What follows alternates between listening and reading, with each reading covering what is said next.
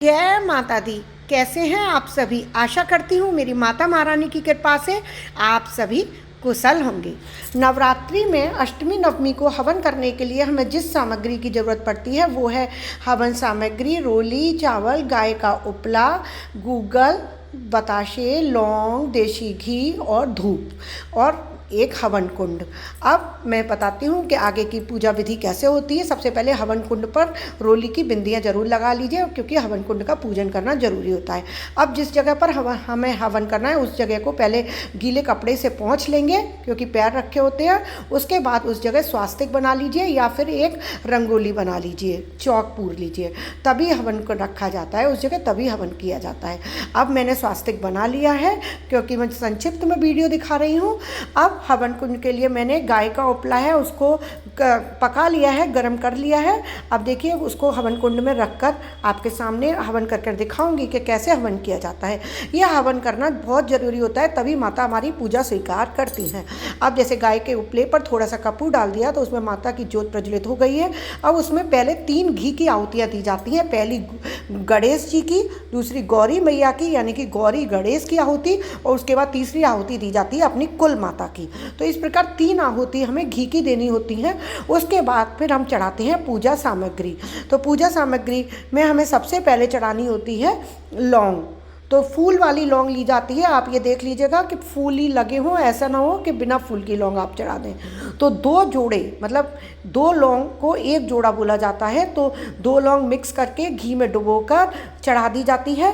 और उसके बाद एक बताशा, आप बतासे में लगाकर भी चढ़ा सकते हैं या चम्मच में बताशा और लौंग रखकर भी चढ़ा सकते हैं। तो इस प्रकार 2 जोड़े लौंग के चढ़ाए जाते हैं और 2 बताशे चढ़ाए जाते हैं।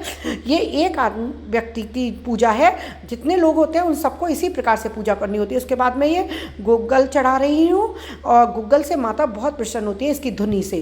तो गूगल चढ़ाकर फिर मैंने थोड़ा कपूर चढ़ा दिया है। अब हवन सामग्री ओम एम ह्रीं क्लीं चामुंडाय विच्चे स्वाहा, और इस प्रकार लेते हैं हाथ में कि 2 उंगलियों में और अंगूठे के बीच में रहे और दोनों जो आसपास की उंगली होती हैं वो टच ना हो।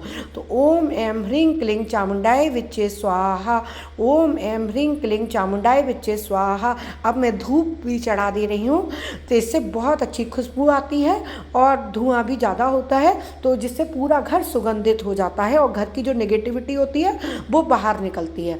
और घी चढ़ा देंगे उस पर अच्छे से, जिससे कि वो देर तक हमारी ज्योत है वो जलती रहे। तो इस प्रकार ये बहुत संक्षिप्त रूप में हमारा हवन हो जाता है। थोड़ा कपूर और चढ़ा दीजिए जिससे ज्योत अच्छे से प्रज्वलित रहेगी। और फिर इस हवन कुंड को आप पूरे घर में इसका धुआं दीजिए। तभी मैंने ये इस तरह का लिया है हवन कुंड जिसमें हम पकड़ सकते हैं, जिससे पूरे घर में आप इसको जब घुमाएंगे ना सारे कमरों में, बस बाथरूम को नहीं अंदर ले जाना है, बाकी के सारे कमरों में आप इसको घुमाइए। और मेन डोर की भी करिए आरती, मतलब जैसे दिखाते हैं घुमा दीजिए चारों तरफ। तो इससे क्या होगा, आपके घर में जितनी भी नेगेटिविटी है वो सब निकल जाएगी। आपको मेरी वीडियो अच्छी लगे तो मेरे चैनल को लाइक और सब्सक्राइब ज़रूर कीजिएगा और मेरे चैनल पर बने रहिएगा। मैं नित्य नए वीडियोस अपडेट करती हूँ।